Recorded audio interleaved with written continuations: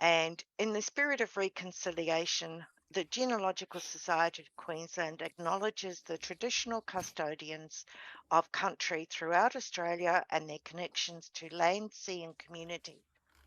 We pay our respect to their elders, past and present, and extend that respect to all Aboriginal and Torres Strait Islander peoples today. So thank you all for coming along tonight.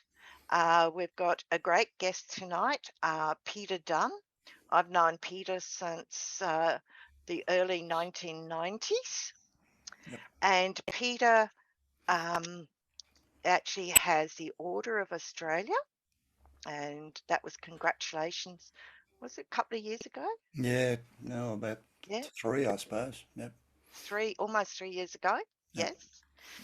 So Peter is a retired electrical engineer who worked in the electricity industry in Queensland for 45 years.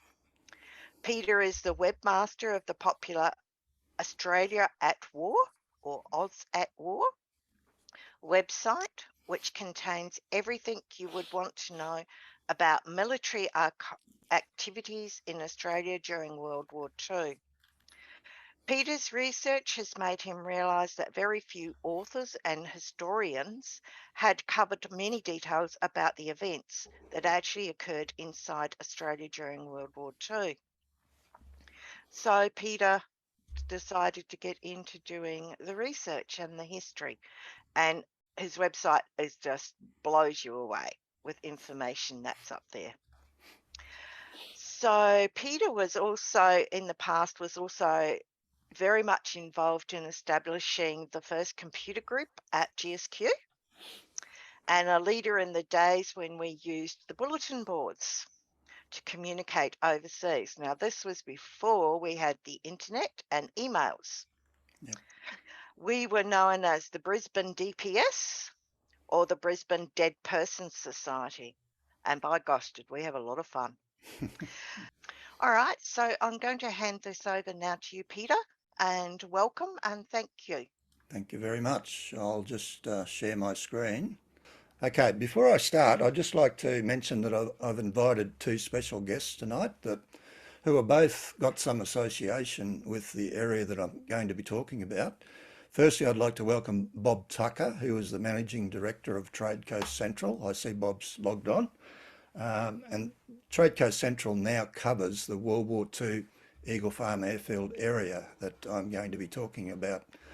I'd also like to introduce Peter Doherty, who's logged in now eating his dinner, and who's recently moved from Channel 7 as a producer there, news producer, and he's now the Media and Corporate Affairs Manager at Brisbane Airport Corporation, which is sort of adjacent to the area that I'm going to talk about tonight.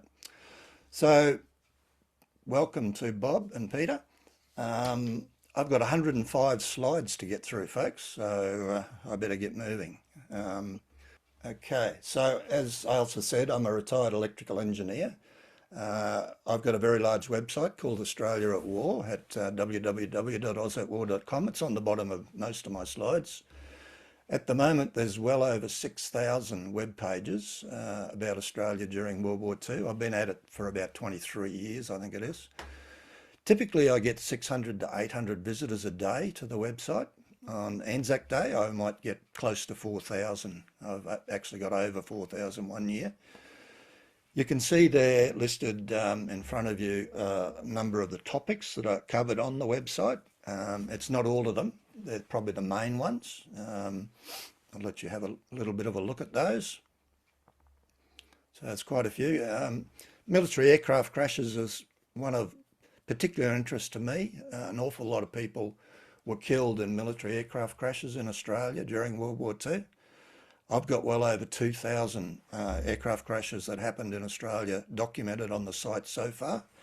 I think I'll probably get to about 5,000 if I ever live long enough to finish that bit of research off.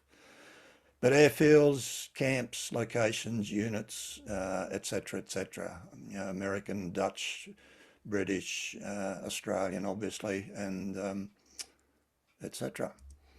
So I'm always been a bit of a computer geek. I'm a gadget person. I was just showing off my new web camera a while ago, and an amateur genealogist. I've sort of semi-retired from that in recent years. I was a founding member of what was called Briscom 64, a computer club. We met over near Chelmer. Everyone in that group owned a Commodore 64, so that was before PCs turned up. And so that's how we got the name, Briscom 64. You lived in Brisbane and you owned a Commodore 64.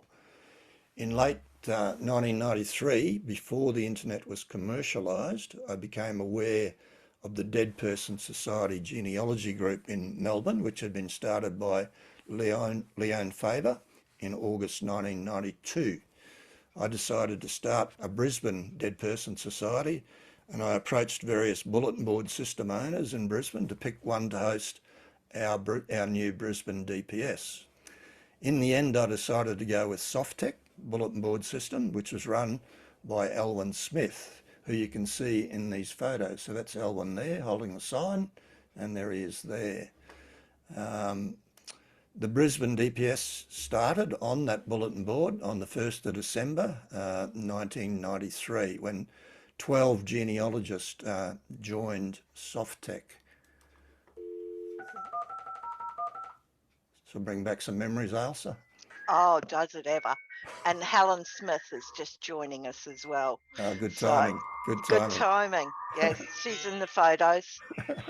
And we're still all with Softtech as well. So we ended up with about 120 genealogists using the Softtech bulletin board system in the end. And we eventually decided to have some regular physical meetings, as you can see from those photos, and that was at the Runcorn State School. And you can see Ailsa here in that photo, and we're here in white. And there's Helen Smith there, and Helen Smith there, and that's me there. So, and as Ailsa said, we had a very good time, lots of fun. We used to use a couple of offline mail readers. One was called Silly Little Mail Reader, SLMR, or the Blue Wave offline mail reader, which was quite good to read and reply to our bulletin board system messages. I will talk about Eagle Farm soon. Basically, this was the forerunner of emails. You would write your message offline and log into the bulletin board with a dial-up modem that you heard before, and upload your messages in a bundle and receive a bundle of new messages. Then go offline and read and reply to your messages, and then repeat the process. Softtech would then log on in the middle of the night to a central bulletin board system in Brisbane, which would distribute your messages to other centralised state bulletin board systems and to an international bulletin board, which would then link up to all different other parts of the world. And eventually your message would get to someone in the USA or the UK via a number of BBS hops. It could take 3 to 5 days for your message to arrive in the USA or the UK, so things didn't happen very fast. Sorry. So here's an old message that I found on my hard drive where Ailsa had sent me a message probably on the 1st of January 1994, and I replied on the 2nd of January. So that's an American date, the way that's labelled there. So that's a typical, what they call echo mail message via the bulletin board systems. And it's just a diagram there showing you how it all happened. And Elwyn Smith was the SysOp, the system operator for the bulletin board system. Almost 3 years later, we migrated to the internet, and we had our own DPS website, which you can see there on the left, which was the layout, which I hosted on Softtech. And as you can see on this slide, we had a lot of fun with our DPS name and logo. I guess we had 2 logos. Later on, as Ailsa mentioned, I was one of the founding members of the GSQ computer group way back when Moses was a boy. And still to this day, my ISP is still Softtech, and my Australia at War website is hosted on Softtech. And I know that both Ailsa and Helen Smith still use Softtech as their internet ISP as well. Today, my talk, or tonight, my talk will cover the history of the World War II Eagle Farm Airfield Precinct, which I've outlined in red on that diagram. And I'll cover the convict era through to free settlement, then the early aviation period, followed by the World War II era, and then right through to today, what's happening on site today. I've been at this for a long time now, over 23 years, and I've been I use Google Earth extensively, and I create markers for camps, airplane crashes, airfields, etc. And this is just a section of my many thousands of Google Earth markers. And so here you can see Camp Ascot, which is the Ascot racetrack as it was called in those days, now Eagle Farm. Camp Doomben here. There was a little tented camp just beside Camp Doomben called Camp Raceview Avenue. Headley Park storage area, there was a US Army storage area. Headley Park salvage area. Just south of the Headley Park storage area was 4 heavy anti-aircraft guns manned by the Australian Army. They were 3.7-inch heavy anti-aircraft guns. In Gurla Road, just behind the lolly shop in Nudgee Road. Over here, this, if you can see that green outline that goes much further south, was Camp Seaby, where the US Navy Construction Battalion had their base, and of course Eagle Farm Airfield itself. Unmarked, I haven't got a marker for it yet, but this area here is Camp Meander, which is currently being rebuilt by the Commonwealth Government as a quarantine centre. So that was a US Army storage depot during World War II. There was a prison stockade just in here for bad American soldiers, and the MPs that worked there lived here on this in this 5-sided block here, which was called Camp Windstones.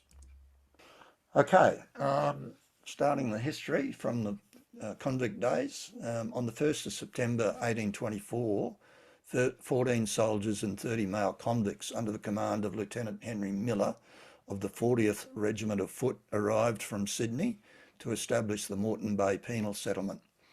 Initially that was established at Redcliffe, but due to some problems with water, etc., it relocated in May 1825 to the banks of the Brisbane River in the city, near the city area. In 1827, there were 3 female convicts in the whole of the Moreton Bay area. In 1829, Captain Patrick Logan selected a fertile site of over 220 acres between the Brisbane River and Serpentine Creek for an agricultural establishment. In other words, a large farm, and it was quite large. The area became known as Eagle Farm. Initially, male convicts grew maize in the area, and by 1830, the farm was exporting maize to Sydney.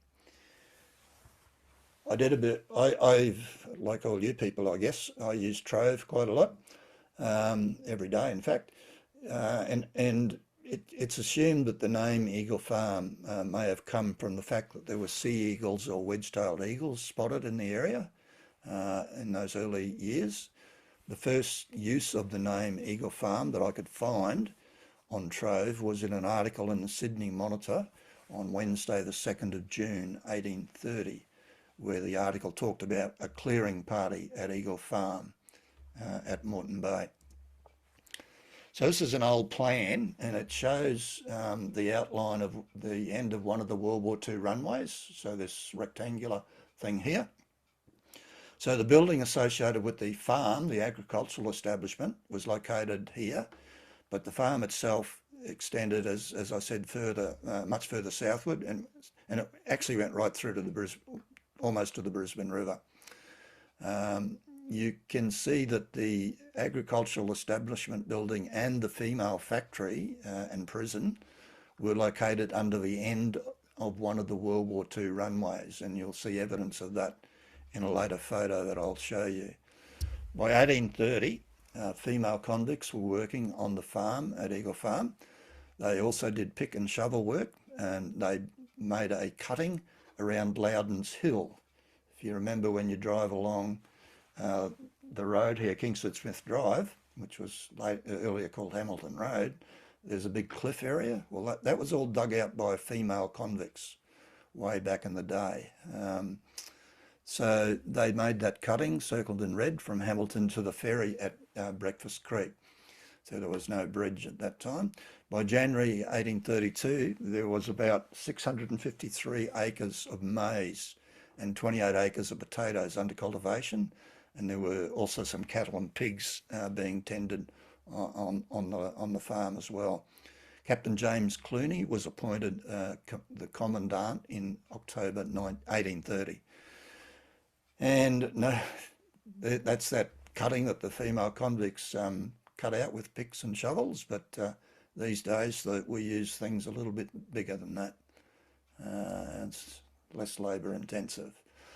On the 14th of May 1833, a Sydney newspaper reported the prevalence of fever among the convicts at Moreton Bay, more particularly at the agricultural establishment called Eagle Farm, was owing to the natural heat of the climate and the low habit of body of the patients. In other words, they didn't clean themselves very often.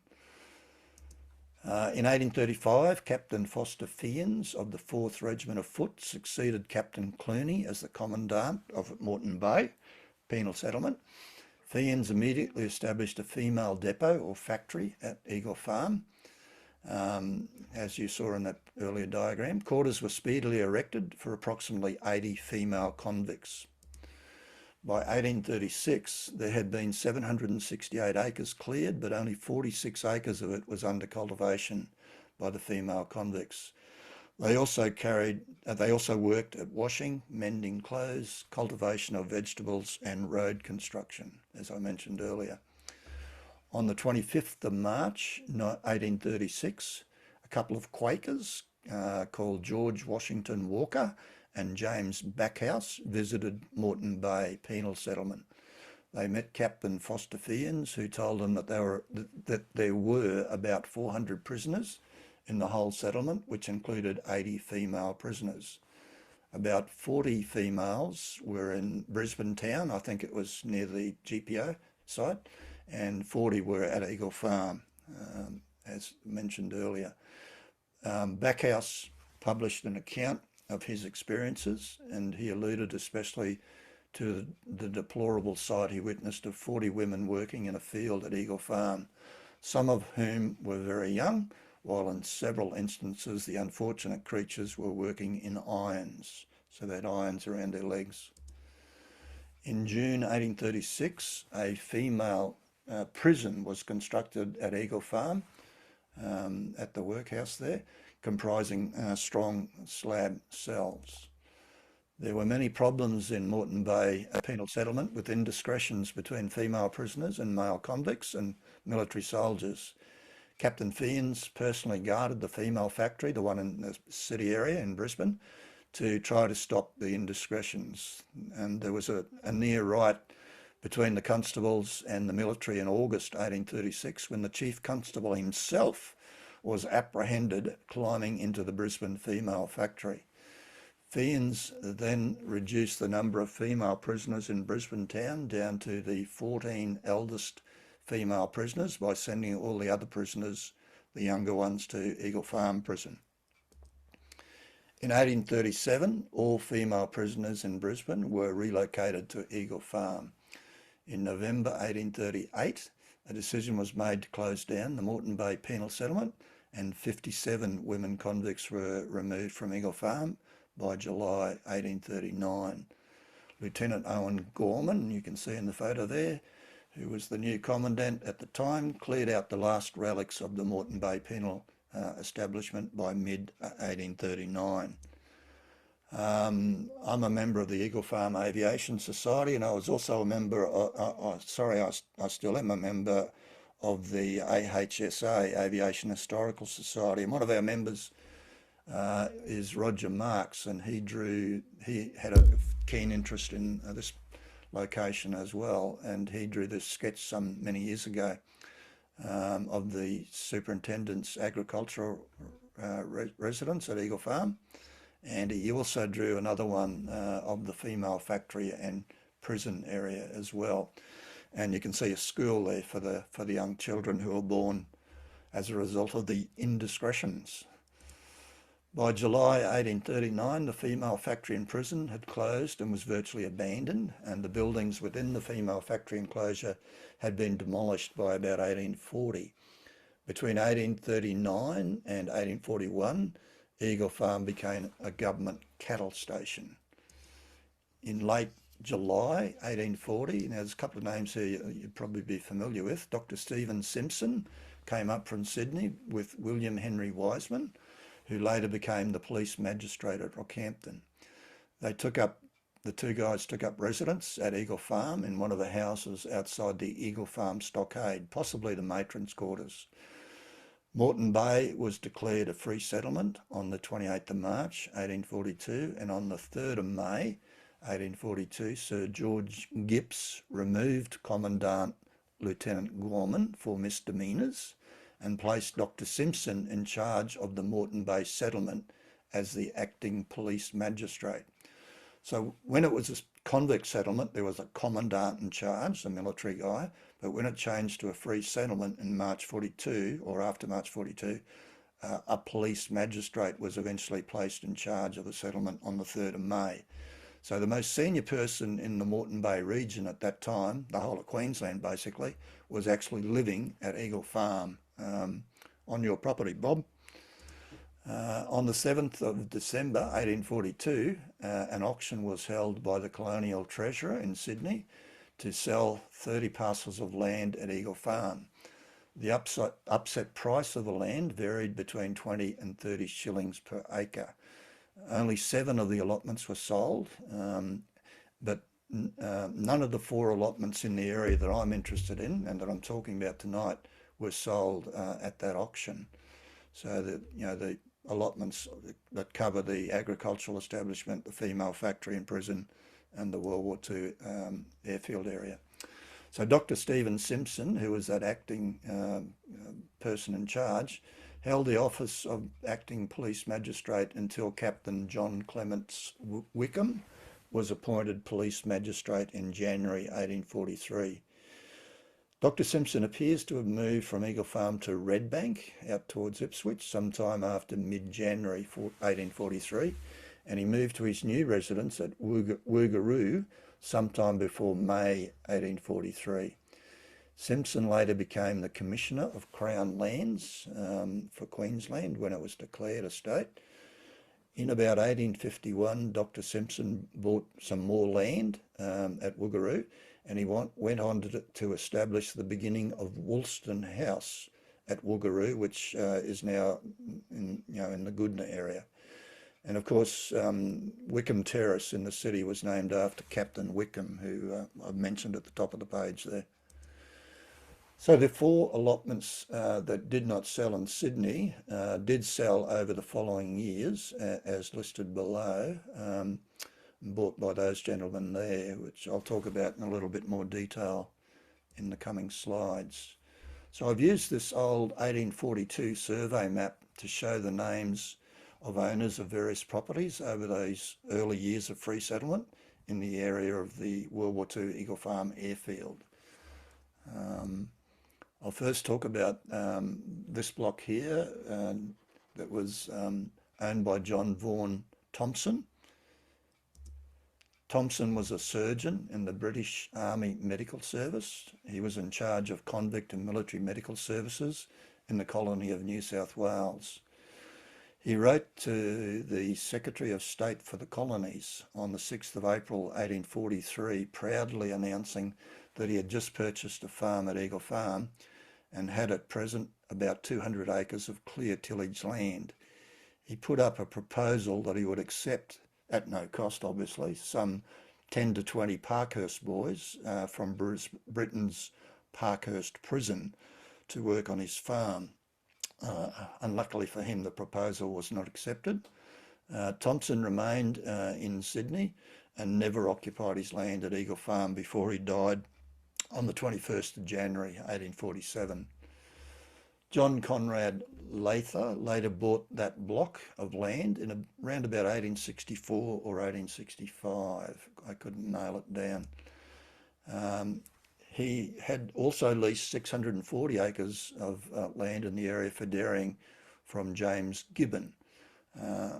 Lather fired bricks on his property and built his house, which was called Ingles Batch. I'm not sure what the significance of that name is. His stables were about 100 yards to the east of the female prison.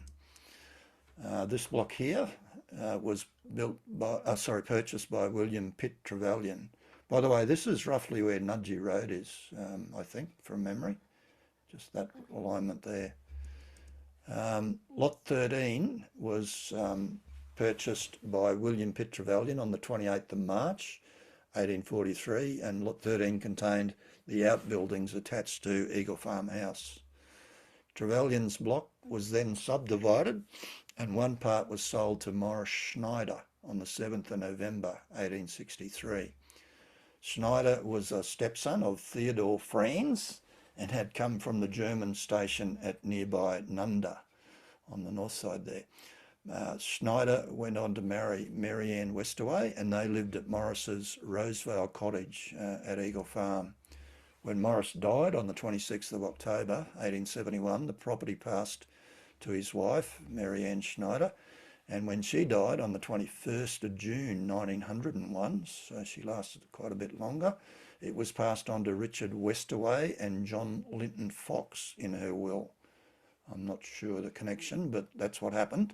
The land was then sold to Lily Davis and John Alfred Schneider in January 1903. Schneider Road, which is the main entry road to Trade Coast Central at Eagle Farm, was named after Morris Schneider.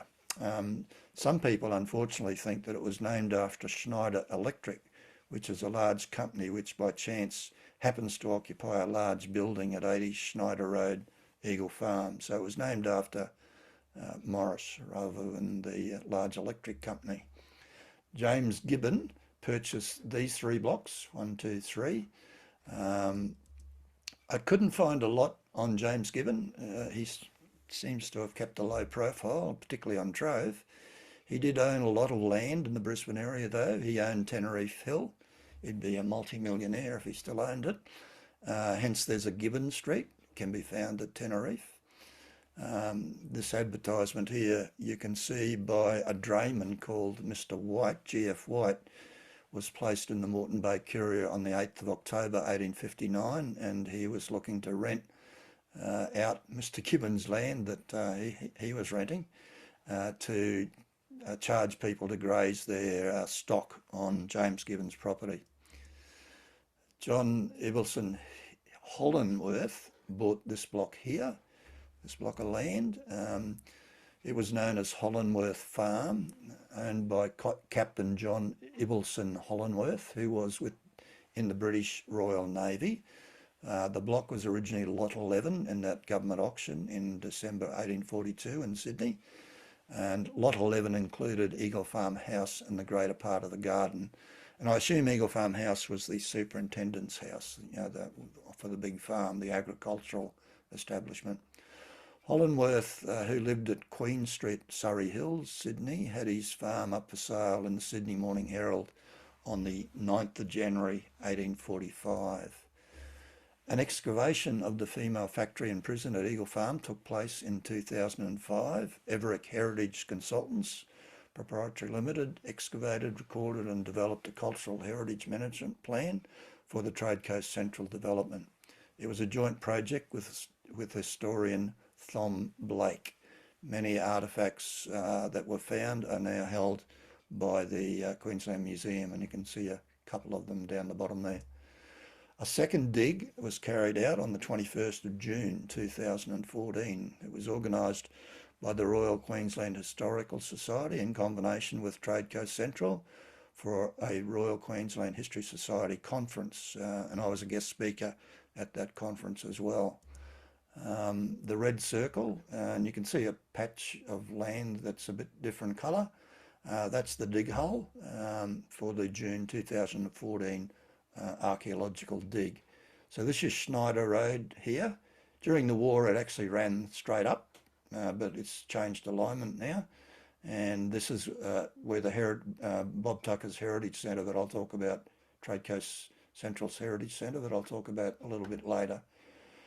While we're here, that's the Allison engine test stands, which I'll mention later, and Hangar 7 is down here off the bottom of the page, which I'll also mention a bit later. So here you can see, it's a photo that I took, the various layers of the Eagle Farm Airfield in that hole as it was developed initially back in 1925, and over the years the Yanks built it up quite a bit during World War II, and then as the bigger planes came along and then finally the big jumbos, they just kept raising it and reinforcing and strengthening the runways. And here's a closer look inside the hole. You can actually see the red bricks of the southern wall of the superintendent's quarters in the bottom of that pit, and also a nice view of those different layers for the airfield. So that was on the 21st of June 2014. And there's an even closer look of the different runways in that hole. In February 1922, Edgar Johnston, the controller of aerodromes for the Civil Aviation Branch, so it's the Commonwealth organisation, arrived and chose a site for a new Commonwealth Government aerodrome at Eagle Farm in Brisbane. The Commonwealth Government had agreed to fund a small number of air services on certain air routes around Australia. The government ended up purchasing 91 acres of land at Eagle Farm from William Lynn and David Wilson for £5,421, 13 shillings and 10 pence. Don't forget the 10 pence. Mr. A.J. Roberts won a contract to clear the site, and then Captain Jack Tracy, who I believe was from Rockhampton and a former World War I pilot, made the first landing in an aircraft at the site of the new Eagle Farm Aerodrome in his Sunbeam Avro aircraft. Eagle Farm Aerodrome was a large grassy airfield, allowing aircraft to land and take off in any direction. So there were no defined, hard runways. The Commonwealth Government called tenders for grazing rights on the large grassy area between 1923 and 1927, and pilots had to watch out before they land for Charles Kenyon's cattle. Otherwise they might have a bit of a catastrophe and there'd be some fresh meat for barbecue. Where are we? Here we go. In 1924, Mr. G.F. Carlson won a contract to erect a government hangar and weatherboard cottage for Andrew Lockland, DCM, who was the aerodrome's caretaker and groundsman. He went on to become in a similar role out at Archaefield. The work was completed in 1925. Eagle Farm Aerodrome was officially opened on April Fool's Day, 1st of April 1925. The government hangar at Eagle Farm, which was built in 1925, was later relocated to Archaefield in 1931 and became hangar number 1 at Archaefield, and it's still there today. Qantas opened a branch in Brisbane in 1927 and erected a hangar at Eagle Farm Aerodrome. Qantas hired Lester Joseph Brain, who had qualified as a pilot at Point Cook, and they hired him as their chief pilot and manager of their Brisbane office. This hangar here, Qantas hangar at Eagle Farm, was also relocated to Archaefield in 1931 and became hangar number 4 at Archaefield. Unfortunately, it was demolished about 2 years ago and replaced with a totally new set of buildings. Charles Kingsford Smith, Ulm, Lyon and Warner landed at Eagle Farm Aerodrome on the 9th of June 1928 in their Southern Cross aircraft, which is still on display at Brisbane Airport. They were greeted by 25,000 people after their crossing of the Pacific Ocean, so that's a heck of a lot of people. Not quite as many people were there at Eagle Farm to witness Amy Johnson arrive at Eagle Farm. So there's 20,000 there after she became the first woman to fly solo from England to Australia. Unfortunately for Amy, she crash landed in a field of millet beside the Eagle Farm airfield during a crosswind landing. Both wings were crumpled and the propeller broke off short. So you can see the wreckage here. Qantas volunteered to repair her aircraft, which allowed her then to complete her mission and fly on to Sydney. On the 31st of January 1931, an air pageant was held at Eagle Farm Airfield. One of the attractions was a parachute jump from 2,000 feet by Captain Eero, a Finnish aviator. He was sponsored by Messrs. Rothwell's Outfitting Limited. The event was arranged to further advertise the excellence and value represented in Rothwell's suit to measure and their famous Poro-style ready-tailored suits. I gave a talk once and I got to this bit and a bloke in the audience got up and said, "My father was Mr. Poro." So apparently they had some advertising campaigns where there were two gentlemen. One was called Poro and one was called Style. And so that was quite funny. There was a phenomenal growth in commercial aviation in the first 6 years after Eagle Farm Aerodrome was opened in April 1925. However, the aerodrome, as the Commonwealth Government bought it, was not large enough to fully cater for the growth, and it readily became boggy in wet weather. It was very low lying, and a decision was eventually made to move commercial aviation operations to a new airfield at Archaefield, which was some 3 times the size of Eagle Farm Airfield. Archaefield Airfield was opened on, guess what, the 1st of April, so April Fool's Day again. I don't know what the significance of that is, on the 1st of April 1931. So that became Brisbane's new airport at Archaefield on the 1st of April 1931. Hangar number 1, as I mentioned, the original government hangar from Eagle Farm, was dismantled and re-erected at Archaefield in April 1931. So that's it there. That's the original one that used to be at Eagle Farm, it's been repainted now at Archaefield since I've taken that photo. But yeah, that's a fairly historic building. And as I said earlier, the 1927 Qantas hangar at Eagle Farm was moved to Archaefield in 1931, and it became hangar number 4 at Archaefield and has since been demolished, including this bit at the back here as well, which is really, depends where you call the front.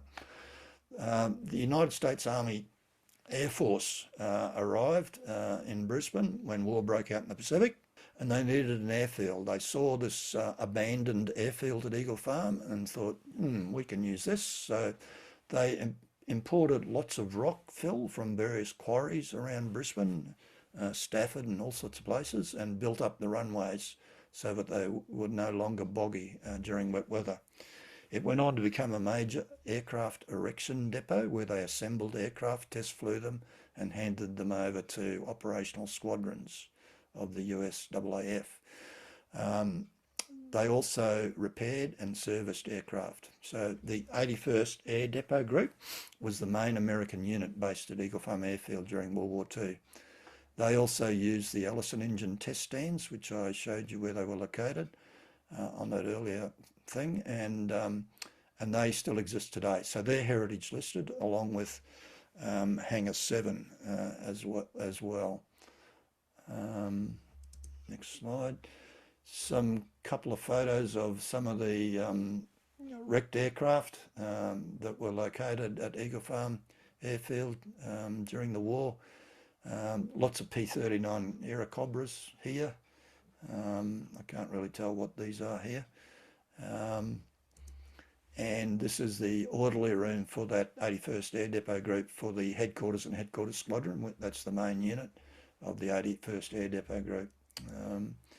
So I got a couple of photos here of Eagle Farm Airfield as in World War II as it was developed, and you can see in this 1942 one, the very early development of the site. You can see that there are no hangars, so the hangars were built here later on, and they were built on that side of the Doomben racetrack 6 furlongs straight. So it had a straight racing track through to here, and that became the runway or taxiway, should I say, for in front of those hangars. So you can see some early tents arriving, American tents in Camp Ascot starting to be established. Camp Dubin is pretty empty at this stage. In this 1943 aerial photo, you can see a number of hangars now. Along here, 1, 2, 3, 4 or so, erected beside that straight 6 furlong track. Now you can see heaps of tents in Camp Dubin. Camp Ascot's down the bottom here, and there's that Camp Raceview Avenue as well. And you can see another, it's probably some sort of transport thing over here. And these are American storage buildings, and there's more tents there, there's more tents there. That's the stockade, the American stockade, and Camp CB's up the top here. Finally, here's a 1944 aerial photo of pretty much fully developed Eagle Farm Airfield during World War II. You can see that's that straight 6 furlong track here. There's a number of the hangars, and this hangar at right angles is hangar number 7, which I'll talk about in a bit more detail soon. There's Camp CB that I mentioned earlier. There's that American stockade, the prison, and that's where the MPs lived in Camp Winstains. Down here, it's Headley Park storage area. This is more or less the road to the airport today, more or less through here. And if you went to the left, you'd end up at the now closed down Toombul shopping town. What else is there? That's about it, I think. Camp CB, yeah, I've mentioned all those. Okay, so I talked about aircraft being assembled and erected and then test flown at Eagle Farm. So here's some partially disassembled P-38 Lightnings being unloaded from the aircraft carrier USS Barnes at Brett's Wharf on the 21st of July 1943. They were then towed down Nudgee Road over the railway line and then turn right and head into Eagle Farm Airfield. That's a Thunderbolt, that one there. And these are all Lightnings, P-38 Lightnings. Here you can see possibly the same partially disassembled P-38s lined up here in front of the hangars at Eagle Farm, in front of hangar 5 and 6. And if you look here, they've got their propellers missing, which are very heavy, so they've had to add sandbags here so that the aircraft didn't sit back on its tail. And this was the vehicle, I don't know what you call it, that they used to tow it along Nudgee Road. And here you can see a colourised photo over Moreton Bay, over Stradbroke, of a P-38 that had been fully assembled and being test flown over Moreton Bay. This photo shows some P-47 Thunderbolts, minus their propellers, being towed along Bunya Street to Eagle Farm Airfield in December 1943. And the 81st Air Depot Group, that main group that I mentioned, erected, modified and delivered over 100 P-47 Thunderbolts in a rush job for General George C. Kenney, who was the guy in charge of the 5th Air Force and also in charge of all the Allied Air Forces. And here they are, fully assembled at the end of that rush job. See them all? They go right down to the end here. And there's a lineup of P-38 Lightnings. So this is the old Eagle Farm Airfield, believe it or not. So they're there ready to be picked up by ferry pilots to be delivered to the 348th Fighter Group of the United States Army Air Force. They were also fitted with a special long-range fuel tank known as the Brisbane tank. And George C. Kenney, General George C. Kenney gave the Ford Motor Company, which was located adjacent to Eagle Farm Airfield, a rush order to build some 200-gallon drop tanks for the P-47 Thunderbolt. And approximately 3,000 of these tanks were built by Ford for the US Army Air Force. And here's some remnants that a few people have contacted me through my website of some of those tanks that are still hanging around. And there's the old Ford Motor Company building, quite a nice old building, but it's gone as well, unfortunately. And here's hangar 7 just here. And there's a railway siding just there. And that's Schneider Road going that way, and it sort of goes this way now. Photo of a P-39 Airacobra at Eagle Farm. The interesting thing in this photo is you can see the control tower for the airfield sitting on the top front of hangar number 3 at Eagle Farm. This plan shows the location of the various airfields. So there's the railway to Pinkenbar. You got hangar 1, which was demolished, I don't know, 3 or 4 years ago. Hangar 7, which is the only one left today. And all these other hangars here. And this is more or less where the old Gateway motorway, now called Southern Crossway, runs through that area.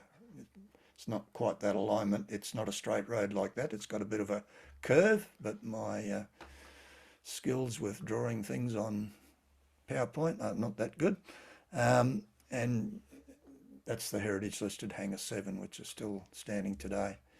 Here's a crash truck sitting in front of hangar number 3 with that control tower sitting on the top of the hangar. Just a general oblique photo. You can see Camp Doomben and Camp Raceview Avenue. There's that Camp Headley Park in the background there that I mentioned. A couple of these buildings are still here actually, used for airport parking, or they were. And there's the railway line. And you can see lots of aircraft sitting over here, and there's hangar 7 just there. I mentioned the Ellison engine test stands. So Ellison engines were refurbished by General Motors Holden at some large igloos on the banks of Breakfast Creek, which I'll show you shortly, at Albion. And they were then tested at Eagle Farm and the Ellison engine test stands, which, as I've said a few times, still stand today and are heritage listed.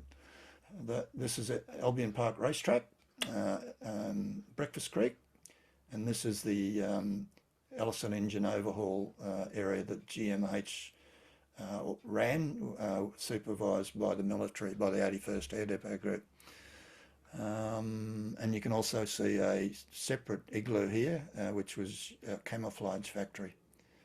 So there's some of the outdoor engine stands and a couple of indoor ones that they built to try to reduce the noise created by these engines running 24 hours a day. So there's some engines in situ, and you can see a number of civilian people there working for GMH. Another shot. You can see an engine ready for testing. As I said, they ran 24 hours a day. During another talk that I gave, a person in the audience got up and said that he lived near the airfield during World War II, and he could remember one night when all of the engines stopped, and everyone in the suburbs around the airfield woke up because they were so used to the noise. It was just so unusual to have a silent night. Some of the people, military and civilian people who worked at that Ellison engine test stand area, you can walk up to that area today. It's part of the tour you can do at the Trade Coast Central area. There's an aerial view of those two covered engine test areas and the other open test stands in 1959. So there were some more buildings built after the war. This was before they had a little bit of a flooding issue at one stage, but that's been resolved now. And I took one of my mates, Justin Taylor from America. He runs another web page a little bit similar to mine. Showed him the Ellison engine test stands at Hangar 7 many years ago, 2014. In early 1943, the Allied Technical Air Intelligence Unit started operations in Hangar 7 at Eagle Farm Airfield.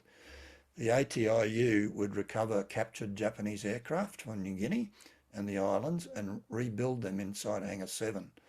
So the ATIU comprised personnel from the United States Army Air Force, the US Navy, the Royal Australian Air Force, and also including some WAAFs, Women's Australian Auxiliary Air Force. And that's actually a Japanese Zero, parked outside Hangar 7 during World War II. And these are all parts of Japanese aircraft.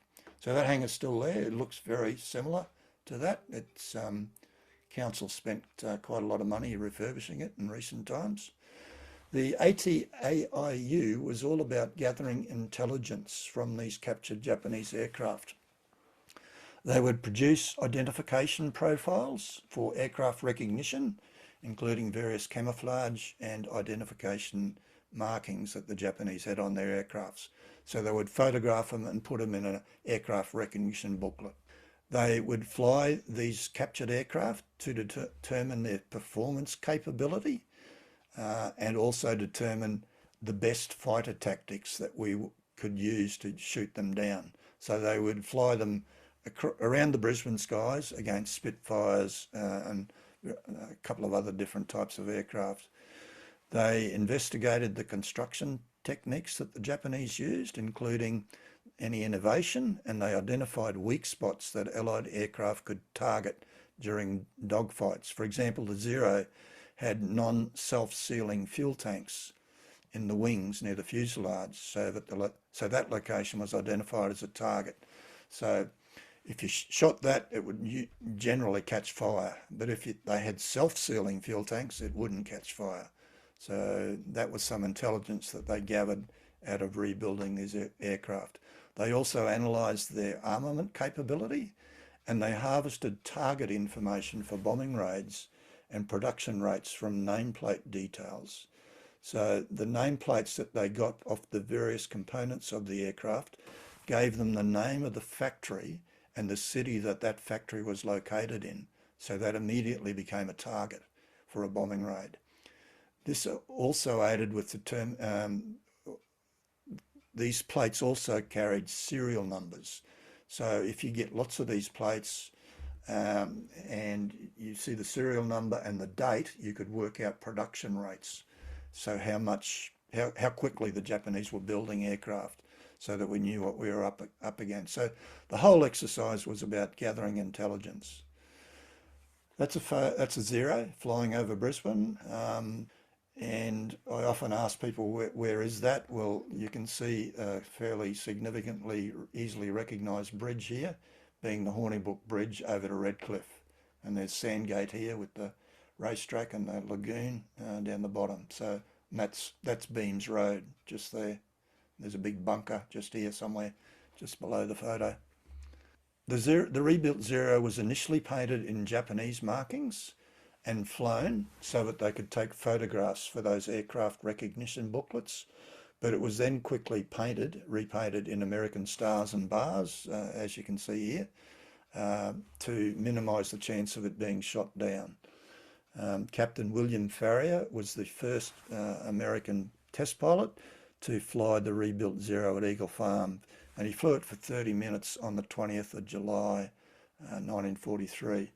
This guy here is Clyde Gessel, Captain Clyde Gessel, who was in charge of the work that was carried out inside Hangar 7, and that's that Zero in the Japanese colours before it was repainted.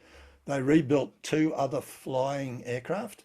One was a Kawasaki Ki-61 Tony, quite a nice looking aircraft, and then a Nakajima Oscar, and you can see Camp Doomben and Camp Ascot below there, and aircraft lined up on one of the parking areas at Eagle Farm Airfield.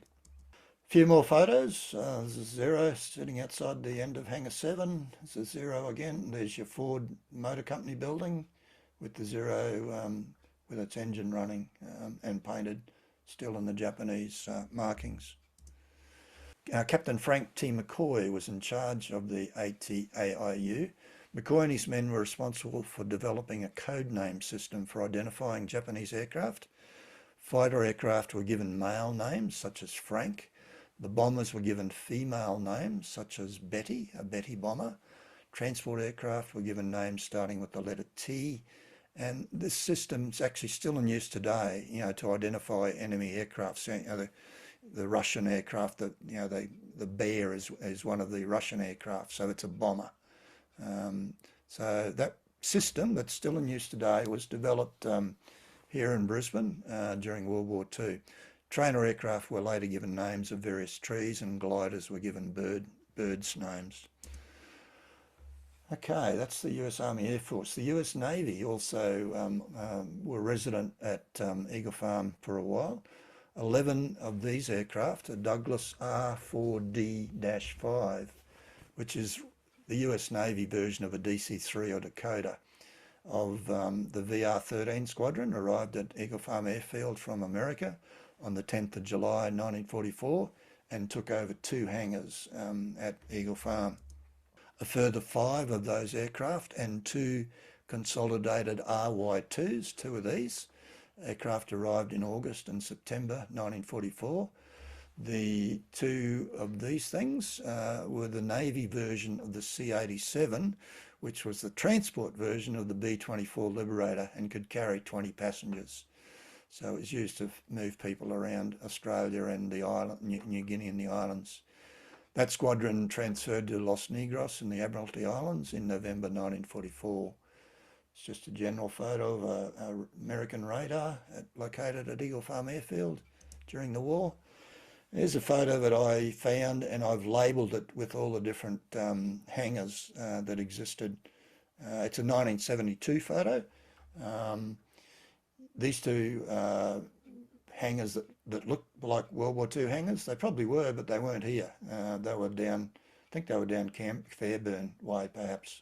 So there's Hangar 7. This hangar here was moved to Eagle Farm after the war from Archaefield. There's some of you might remember that one of the hangars, the TAA hangar, burnt down back in September 1971, a year after I came to Brisbane, and that's why there's no hangar sitting on this big slab. There's the old international terminal there, Ansett Terminal. After World War II, DCA transferred civilian airline operations from Archaefield back to Eagle Farm in 1949. The DCA took advantage of the better facilities constructed by the Yanks during the war, the more favourable meteorological conditions, and the greater potential for airport expansion and development by buying more land. On the 15th of June 1953, the Civil Aviation Minister, Mr. Anthony, who I think would be Doug Anthony's father, announced that Eagle Farm Aerodrome would change its name to Brisbane Aerodrome. So, as you remember, Archaefield used to be Brisbane Aerodrome. The airport manager, Andy Lachlan, that's that guy I mentioned earlier, said, "I was there when Eagle Farm opened on the 1st of April 1925 as the official airport with dirt runways." And then, as I said, he went out to Archaefield and then he came back to Eagle Farm. So the previous international terminal, after that earlier one that I showed you, was located on the end of one of the World War II runways. So you can see I've just sort of overlaid it there, was the second international terminal. In the 1970s, an alternative airport site of 2,700 hectares was selected to the northeast of Brisbane Aerodrome, the old World War II aerodrome. Construction of the new airport commenced in May 1980, and the new Brisbane Airport was operational by March 1988. And the old Brisbane Aerodrome at Eagle Farm was then closed. So I just grabbed this photo the other night, or this map, I should say, just to give you an idea of the locality of the old airfield compared to the new airfield, so new airport. So there's the old World War II Eagle Farm Airfield, and here is the first lot of runway at Brisbane Airport, and I believe that's, Peter will probably correct me if I'm wrong, and I believe that's the new runway just here at Brisbane Airport. Trade Coast Central Industrial Park now covers most of the original World War II Eagle Farm Airfield. A Brisbane City Council bus depot is now located adjacent to Hangar 7, which is still standing. The Allison engine test stands are also still surviving, and there are no longer any visible signs of the Eagle Farm agricultural establishment and female factory and prison. Trade Coast Central has built an historical interpretive centre in the Heritage Park, plus some heritage walks, which I'll show you some photos of. Bob Tucker has nicely organised for a number of the streets in the estate to be named after famous people. One of them has been named after the Zero test pilot, William Farrier Place. Another one I can think of is Amy Johnson Place from memory. So that's named after the test pilot of the A6M30 at Eagle Farm Airfield during World War II. Trade Coast Central Heritage Park Interpretive Centre at Schneider Road was opened by the Governor-General, Sir Peter Cosgrove, on the 17th of July 2015. It was the coldest, windiest day I've ever experienced in my life, I think. Anyway, and we were out there in the open. The Interpretive Centre, which is located upstairs through this set of doors just here, you really should visit. It's really worth seeing. So you walk in there, there's a Allison engine just inside the door, and you walk up a set of stairs, and the Heritage Centre is up here, and then there's a veranda to view all the different heritage sites. So the women's convict prison area, the Allison engine test stands, which are over this way, and then looking back the other direction to the south, you can see Hangar 7 quite clearly. Okay, and there's just a couple of general photos there of the Allison engine test stands. There's a Hangar 7 cafe there. There's a Subway. I think there's another little Chinese shop from memory.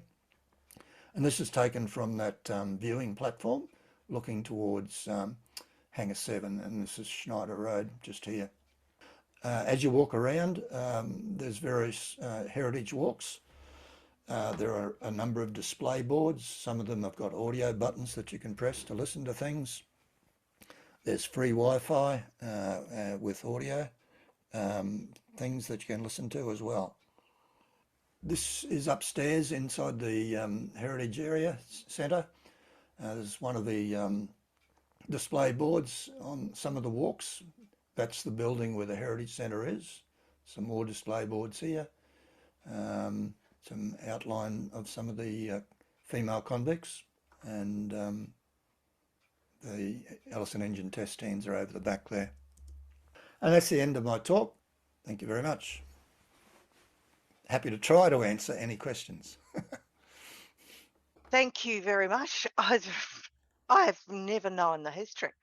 It's just fascinating. Yeah, how many people knew there was a women's convict prison there?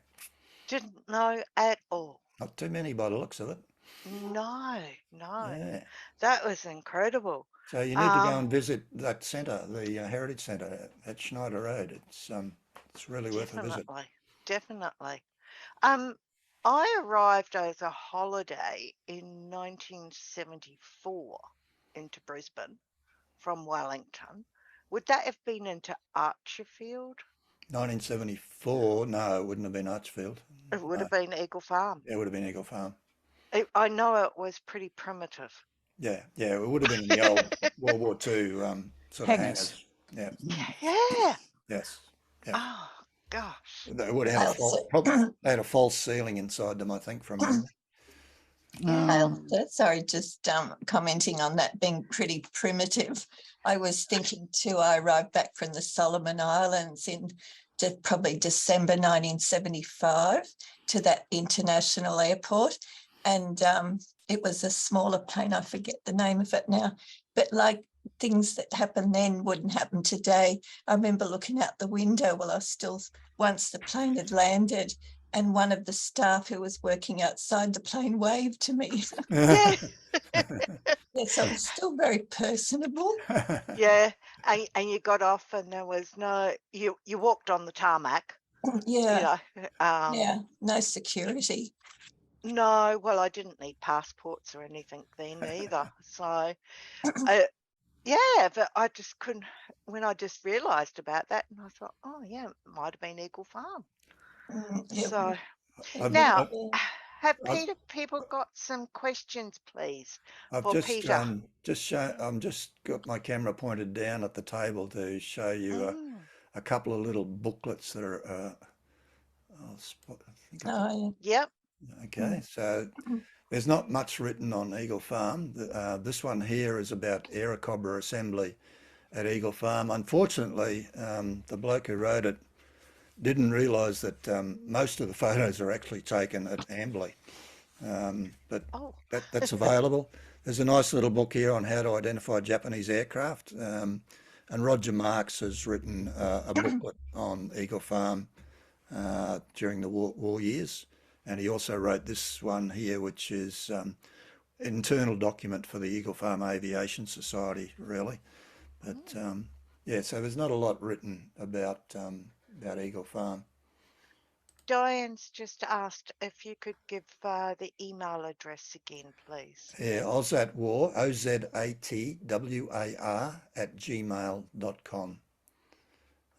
Wait till I just work out how to remove the spotlight. There we go. There we go. Yeah. So, any questions for Peter, please? Unmute yourselves. Peter, I was just going to, I was in the process of asking you, why would they be reassembling Japanese aircraft when you were launched into explaining it? That was very interesting. That was really interesting. It was all about intelligence. Yeah, I could have gone into a lot more detail, but yeah. Yeah, I didn't realise that either. Because I hope they took the insignia off. I mean, if you're living in war time in Brisbane and see a Japanese aircraft fly over you, you think, yeah, there were a number of sightings actually, and yeah, and people ducking and weaving, I'm sure. I guess the pilot was pretty game to fly it when it was marked in Japanese colours. Yeah. But, where did those planes? Did they collect them from all around Australia and bring them there? Yeah, from New Guinea and the islands. Yeah. Right. Yeah. Okay. Boona, I think, was one location. One of the problems they had, you know, like as I said, they gathered a lot of intelligence particularly from those nameplates. The big problem they had was souvenir hunters. You know, the army people that were in the area at the time would get there before the AIU guys would get there, and they would find that they pinched all the nameplates. So General MacArthur had to send out a few terse directions that, you know, stop taking all this stuff. They would have been very terse. Yeah. Yeah. I've got a question, Peter. At one stage there, you showed the photograph of all the planes, and it went right down of how many they had erected, you know, with the engines and things. Yep. Is there any idea of how many totally that they did? No, well, there probably is somewhere, but I don't have it. No. I do have two booklets, quite large booklets produced by the 81st Air Depot Group. There may be some statistics in that. I'm pretty sure there are statistics on the number of engines overhauled. So there may be in there, but I mean, I haven't really read them. I just sort of refer to them when I need to. It was amazing just seeing, you know, that big line of 100 Yeah. P-47s. Yeah, quite a lot. Peter, Brian here. Were any engines actually made in Brisbane, or were they all just assembled or overhauled here? No, I don't think they were made here. They were just overhauled. Yeah, down at Breakfast Creek. Yep. Thank you. There were engines also overhauled. You remember there's an old munitions factory at Rockley.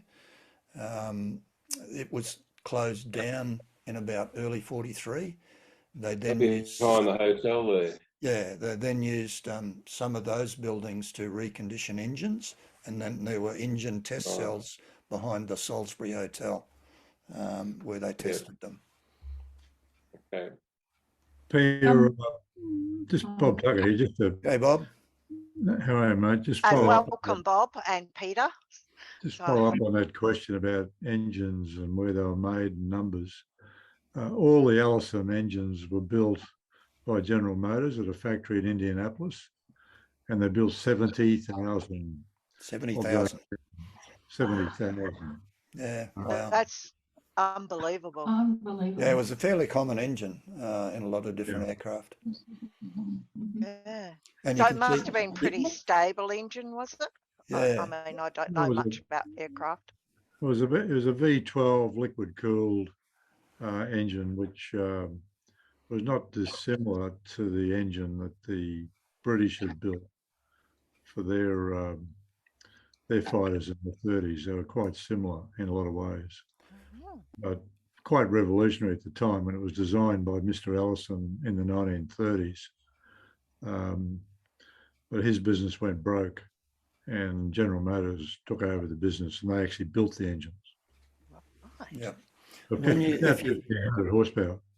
If you visit Bob's Heritage Centre, as soon as you walk in the door, there's a big, a real Ellison engine on the right. You can smell the oil as you walk in the door.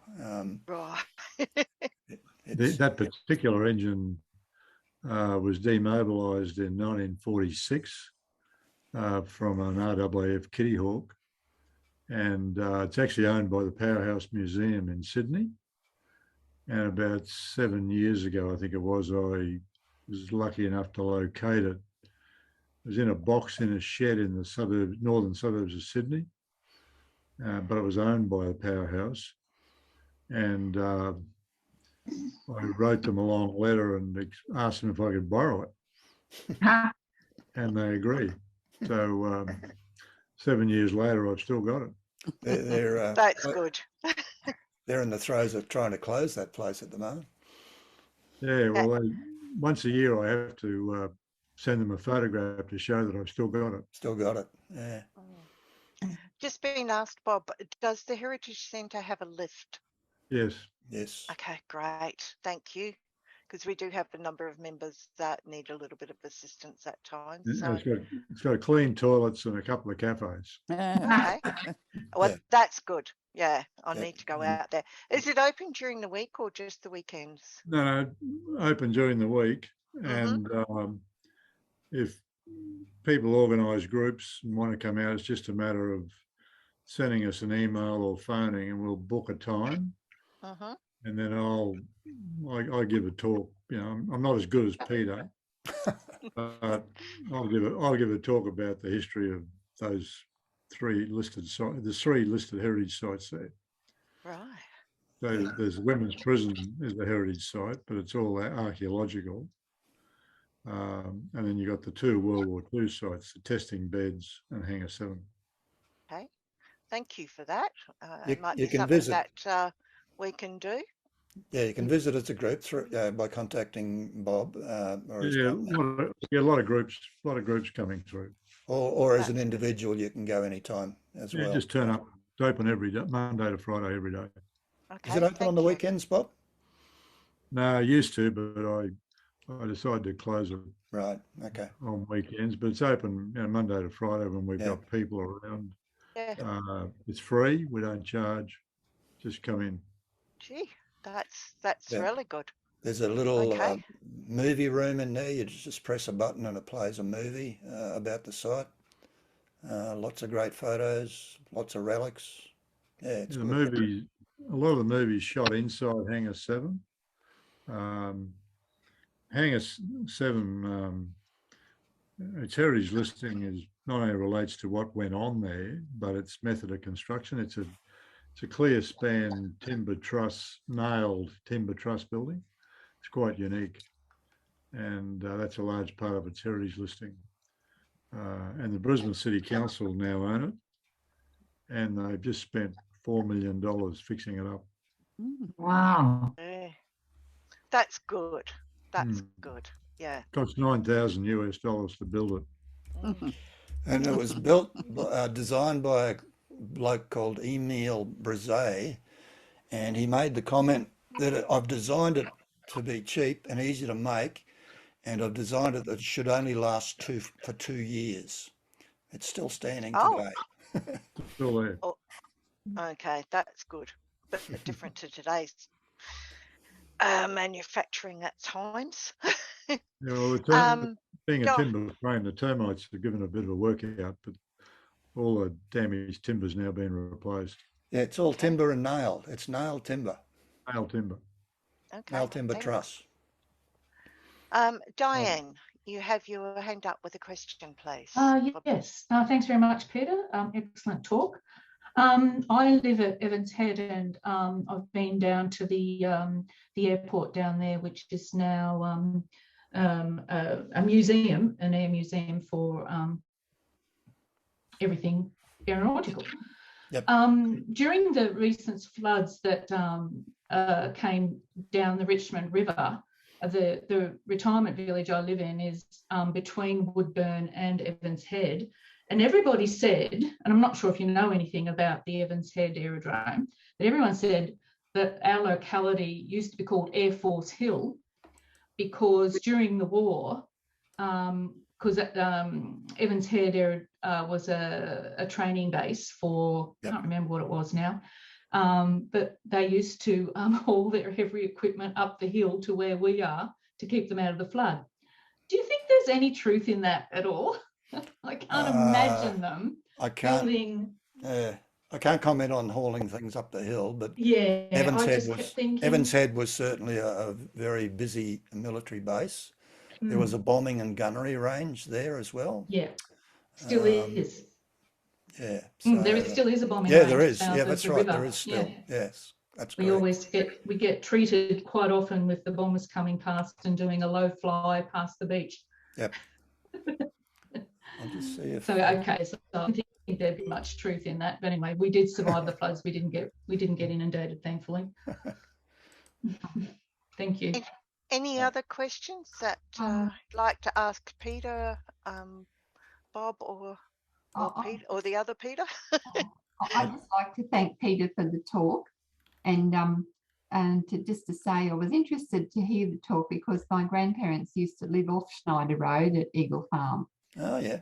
So yeah, that was very interesting too. Okay. Yeah, and I had heard about the women's prison before, so right. Yeah, and they lived first of all off Schneider Road, and then they bought another property, and they were living off Grays Road, which came off Schneider Road. But yeah, I saw it when I was very young. I remember all the puddles from the rain, but I don't know whereabouts at the airport they were located. Yeah. Thank you. Okay, thank you very much. Peter, has there been any more archaeological digs there since 1924, I think it was? No, 2014, you said? Bob might, perhaps Bob might answer that one. Yeah, well, we occasionally we've done them. Yes, for special events for people, we might do a dig and open it up for a week or two. Okay, yeah. But generally, the heritage site is actually a public park. And it gets a lot of use, so we can't leave them open for long. And the other problem you might have noticed in that photo Peter showed, the old bricks in the base. The foundations of the buildings were actually bricks made on site, very rough bricks. And you know, it'd probably come as a surprise to you to learn that some of our fellow Australians have a weak spot for old bricks. Oh, okay. And when we've left it open for any length of time, bricks disappear. Disappeared? You're kidding me. You're kidding me. So we covered it all up with a geotech type fabric and fill it in with sandy loam, so it's easy to access in the future. So we've done a number of openings, if you like. We do a dig and we'll close it and then reopen. And we tend to do those, say, for the Historical Society if they want to do something. Yeah. But we've got a number of different locations where we've identified stuff. Peter showed a bit of, you know, crockery there that we've recovered. There's probably 150, 200 pieces that we've unearthed during all the digs.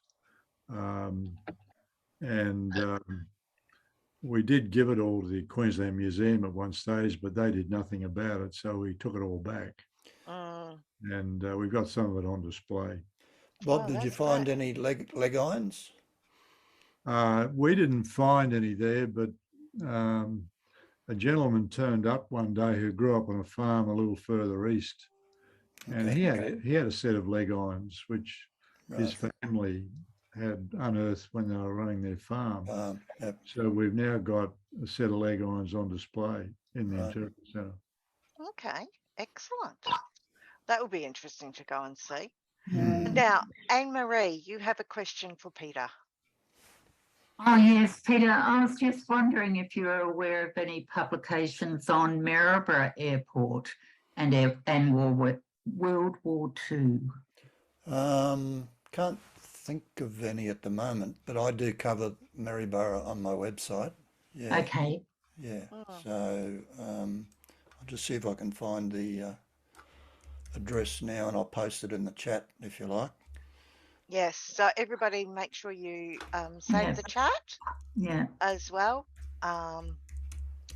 As I said, Peter's website has just got so much there. You can Yeah. spend a whole day just going through it and looking at it and reading all the various bits and pieces and topics. That I've Okay, just so posted. Peter's put that up. I put it. Oh, Yeah, wonderful. that's a link to all different military units that were in the Maribor area. Wow. I don't think I've actually. Oh, there'll be a lot more than that.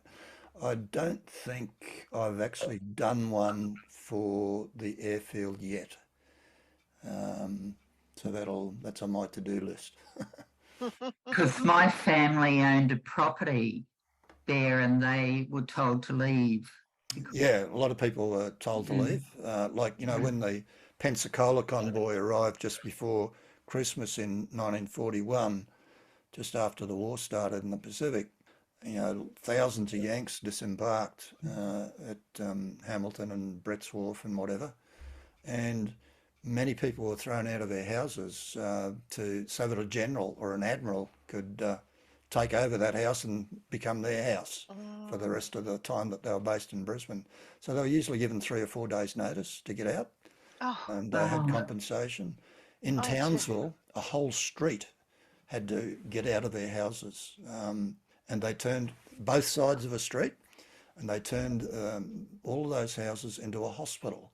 So they're high-set houses, as you can imagine, in Townsville, on stumps, and they knocked holes in each side of the house and then built an elevated platform walking through all the houses, going up and down the street, both sides of a street. Oh, gosh. So two sides of one street had to get out with a few days' notice. So they would never go back to being houses as Oh, yeah, what no, they they're all were there. They're before? still all there. They're still all Yeah, there. they're all there. Yeah. Oh, Yeah. gosh. Gosh. Yep. Well, any other questions for Peter? Anybody? No? Anyway, Peter, there has been quite a number of comments in the chat to say thank you very much, and also for Bob coming and Peter as well, the other Peter. We do appreciate it. And I don't know about you, but I've found it incredibly interesting. And I'm not a aircraft person, just use them for flying backwards and forwards. But it was really good to see the bits about the DPS again. Yeah, I thought you'd like that. Yeah, I did. That was very enjoyable for me. Brings back a lot of memories of the early days of GSQ. So if there's no further questions or anything for Peter? No?